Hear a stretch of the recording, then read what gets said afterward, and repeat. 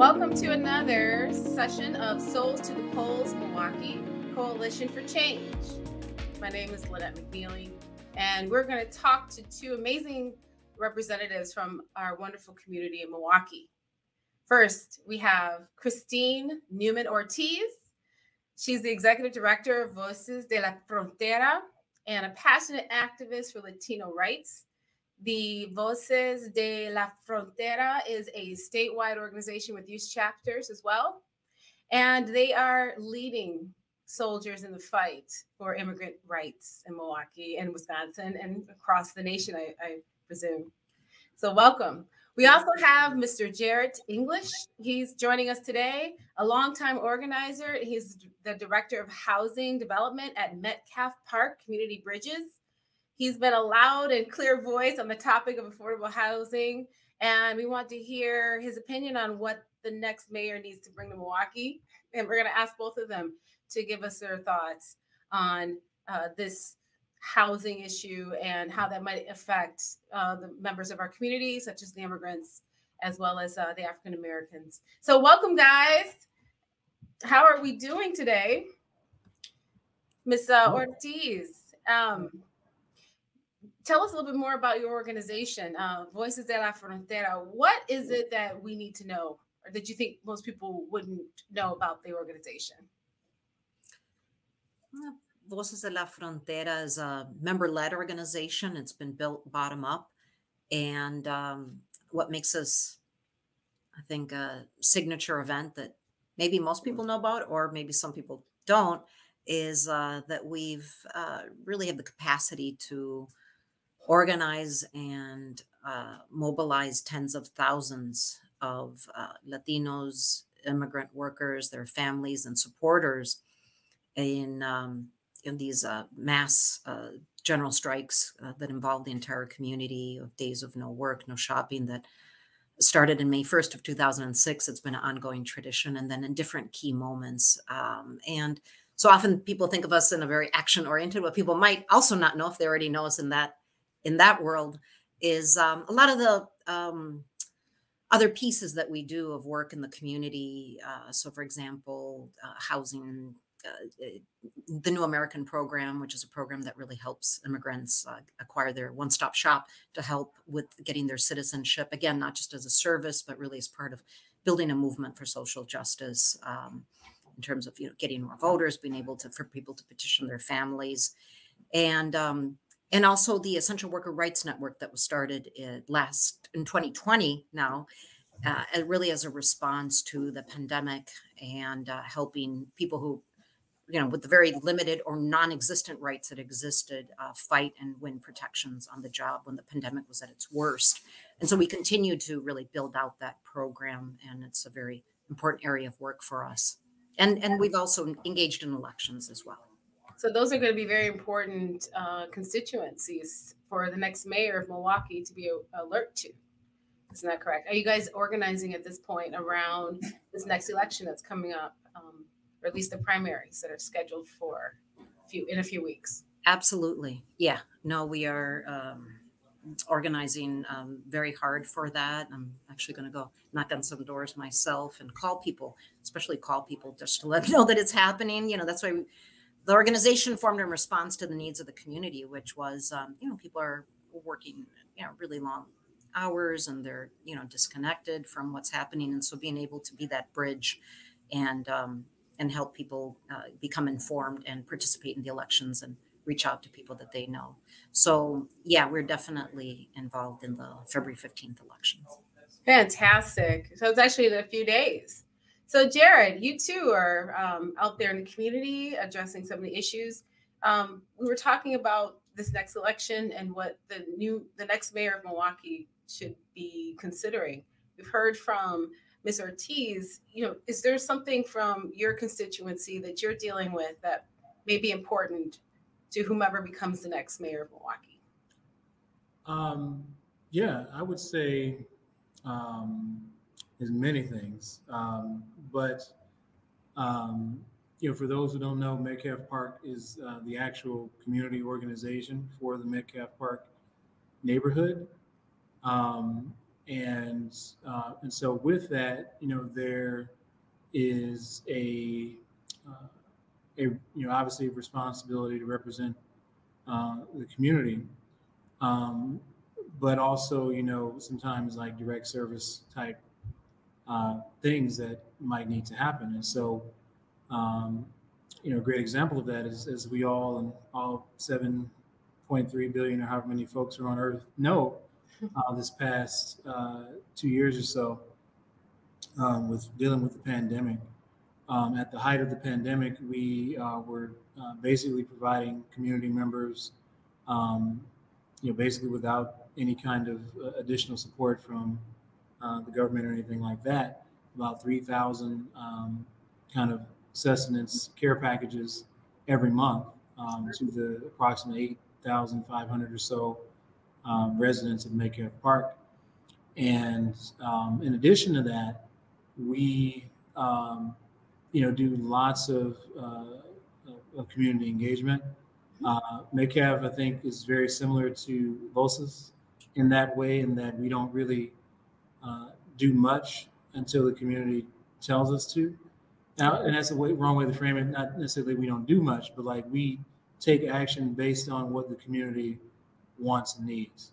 It's not something where we think we're, because we've been doing this for whatever, or whatever our so-called qualifications are, that we go in and dictate to people. I think that's something, speaking of the mayor and government here, that often happens here in Milwaukee. Like we have a lot of dictation to community instead of a lot of, or more inquiring in the community and understanding that, regardless of the levels of bureaucracy and government and otherwise social circles between them, that ultimately the community is the boss.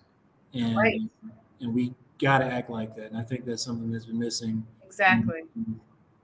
Yeah, and as I'm hearing you both talk, I'm thinking, you guys really have a good pulse on what's out there, what's happening, what the people need.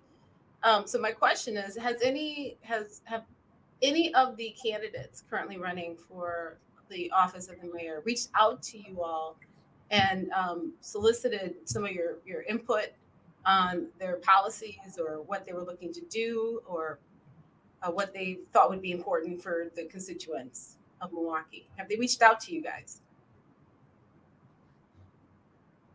Ms. Ortiz, how about you? Yeah. Well, we had a very good conversation, and with Marina Dimitrovich in particular, who we've had many years of working with her in her capacity as a county supervisor, most recently around the Fair Maps fight, as alderwoman. And what I appreciate very much about her is that she shares our philosophy that someone who is elected, as Jared just said, is not about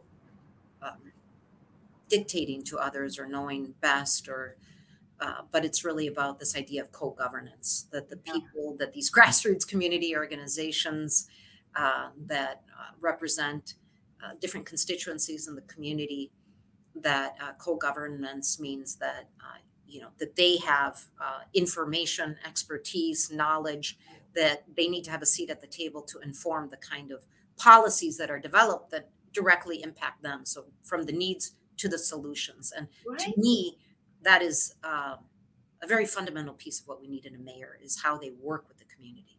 Right. Yeah, that's true. It's like, it's not one-sided, it's mutual. And so, Jared, tell me more about some of your efforts out there in the community, because it seems like you're acting as the mayor of Metcalf. So no, definitely not that.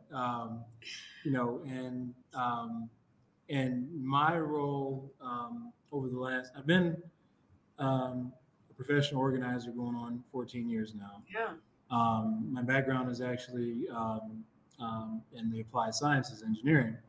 But believe it or not, all those things I think also apply to organizing. My role specifically at Metcalf is housing development, because one of the huge issues that we have is transients and just basically a lack of ownership, a lack of you know, physical community ownership. And though we have lots of engaged people, you know, it's very difficult to engage, you know, in a community where you don't have a stake in it. And then on top of that, the fact that so many people are the victims of eviction. Okay. And we just saw that, right? There was a recent news report with a man named, the last name of Barrada. He owns several properties in Milwaukee, and many more than several. I think he owns a couple thousand at this point. Yeah. Is that impacting your area at all? So Barrada, they mostly focus on small to mid-size commercial real estate units. So when I say commercial, that still means like people live in them, but it's, you know, owned by a company or an investor or whatever. And so he ranges in property in the 4 to probably 20 unit kind of area. We don't have a lot of that in Metcalf Park. It's mostly duplexes, single family homes. But even still, you know, we do deal with lots of issues with absentee landlords and, you know, just people who own property in Metcalf, but do not have any stake in Metcalf other than they got, you know, checks coming from it. And so to give you an example, Metcalf is about 85% renters. And though, you know, it is 85% renters, we've had people who've lived there 15, 20 years and have probably, you know, monetarily paid for the housing they've lived in, you know, multiple times over. But they're not, like I say, they don't have a physical stake in the community. And so though they might be good community members, they are always under threat of, you know, their home being sold or, you know, their lease not being renewed and them having to move. You know, folks talk about the book Evicted, you know, and when it came out, it was a big thing here in Milwaukee, and I remember that. But, you know, that's been happening for the last 30 years. Yeah. And, you know, it's not you don't need to read a book to know it if you live in Metcalf Park. I put it like that. Is there a similar issue with housing in the immigrant community or the Latino community, where there's a lot of renters and issues around this disconnection from not being homeowners or feeling like they have a stake in their community? It's definitely been an issue because Latinos, like African American residents in the city of Milwaukee, are disproportionately low-wage workers, and this pandemic has really, especially during the period of the closures and that whole disruption, the fact that people have gotten sick, and you know, that have also been disproportionately impacted in terms of you know, healthcare and access and all that. You know, it's definitely been something that's also built up, and people are still struggling. I mean, they were before, like Jared said. Certainly, I think pandemic, you know, has compounded that. Even though, yeah, the economy is picking up some, people are still struggling, and rent is high, and people are struggling to meet that. So it is an issue that affects folks. I know the way we kind of relate to that more so has been, we formed a pandemic relief fund, especially for people who don't qualify for unemployment. So, for example, undocumented immigrants contribute. The vast majority are officially on the payroll by the government's own account. So they contribute to Social Security, unemployment, yet are ineligible to apply for those programs when they need them. So that it's like a double whammy with that situation. Wow. Yeah. So that I forgot about that. I'm so glad to hear that you guys have those resources out there for the community. So what are the solutions? So we're getting some new administration potentially in the city. I mean, what do we say to these new leaders as the solutions that will help to mitigate some of the issues that you're seeing occurring in your respective community areas? How about you, Jared? What do you think a good solution would be? So, you know, that's kind of a deep question, but I think that the biggest one is um, investing in the community. And what I mean when I say that is not, okay, well, we've given, um, XYZ, company, XY millions to do whatever, but that we are truly doing things that don't displace people. And just because they might be a poor Black person or a poor Latinx person, um, you know, um, that doesn't mean that they don't have value as human beings, and that all of their value is based on the monetary contribution they can make to society. I think that's a very dangerous and destructive false narrative that we've, as a nation, but particularly, in Milwaukee, have kind of dug into, is that, if a person's not, um, you know, contributing this amount economically, that they don't matter.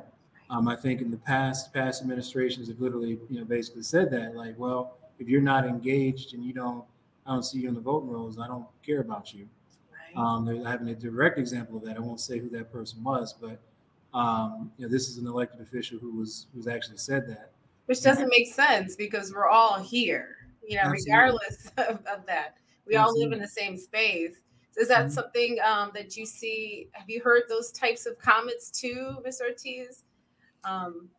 Yeah, I mean, I think people would also love to vote if they could, but I think you have a lot of disenfranchisement that has intentionally occurred in different ways, whether that's through denying people a path to citizenship through immigration reform, or criminalizing U.S. citizens in ways that then, turn them into, give them that title of felon, and then, disenfranchise them, or don't really, disenfranchise them from voting. I know once you're off papers, you can vote, but all those different ways in that people are disenfranchised from the process. The biggest thing that I've seen is that in the city of Milwaukee, it's this belief we need someone who is not someone who believes in trickle down theory, that idea that if you give corporations everything that they want, that it'll all, the benefits will come to us. And all that we've seen as a result of those policies has been greater inequalities. I think we are at a real tipping point in terms of protecting public education and making sure that public education, which is where the majority of people go, is not completely destroyed, and that we really shore that up, and that we have policies that see safety as investing in housing, in our public schools, in ensuring that we have good policies where we don't have separate immigration, the role of immigration agents from local law enforcement, so that people are not afraid to report issues as victims or witnesses to an incident that occurred. So those are the kind of things that we need a mayor that's going to truly be on this champion the rights of working people. And we really haven't had that. So people first. Absolutely. And safety is investment, right? And not just investment in policing, right? Has that impacted your group, Mr. English? I keep calling you Jared because I know you. I'm sorry about that. But, have you seen more investment in policing in Metcalf Park than you've seen in investing in the people that live there or the neighborhoods? Investments in police are about all we see. And the problem with that is that, number one, policing as an institution is incredibly expensive. I don't know the exact number, but we should be closing in on, a little over $3 billion spent on policing, not including their pensions, over the last 10 years. Within Metcalf, that and the Department of Neighborhood Services are the only things we see. So the police are there, there's, and just to be frank, in disenfranchised areas, there tends to be things that do have to be dealt with by law enforcement. But for the most part, the investment that we get is not that, it's more punitive. And so we'll have the Department of Neighborhood Services ticketing to the moon, an elder couple who may have owned their house there, and one of the few homeowners that we have left in Metcalf Park, maybe they own their house for 40 years, but because they're elders and they don't necessarily know all the resources, DNS is giving them thousands of dollars in fines every year, which could potentially lead to them losing their home. But if you value people, then you can get past a lot of that. So go back to, so it's about people first, and then safety is investing in people. And then if you don't know what to do, go back to people first, right? Those are always the solutions. So thank you so much. We have about a few minutes left. I really appreciate it. This is a great conversation. Do you have any last words that you wanted to put out there? Maybe support for your organization or information of people or a website people could reference if they want to find out more information about your groups. We'll start with you, Ms. Ortiz. Yeah, I would recommend that if folks have a Facebook account, that they like us, Voces de la Frontera and Voces de la Frontera Action, because that's definitely where you get the most up-to-date information, and to help us get the word out for these February 15th elections. And that's the best way to do it, through people we know. And then save the date for May 1st, which is what I mentioned before, a big general strike day without shopping, working, or going to school, to stand up in solidarity with immigrants in our community. Awesome. Mr. English? Same. You can, most up-to-date stuff is on social media, Metcalf Park Community Bridges. There's also our website, metcalfpark.org. It's incredibly important that we do everything to get people engaged in the mayor's race. Unfortunately, the circumstances, and some of it's the manipulation of different systems. We don't have, I think, an adequate enough time to really evaluate and really get to know all of the candidates. And not just get to know them, but for them to get to know the community and understand that that's where their mandate comes from, if they have any at all. But we have to do better in not just saying people, but actually listening to people. Like, if we're not doing that, it doesn't matter. Fantastic. Thank you so much, both of you, for speaking to our audience today. And everyone, thank you for joining us for another series of Souls to the Polls, Milwaukee Coalition for Change. We look forward to seeing you again next time.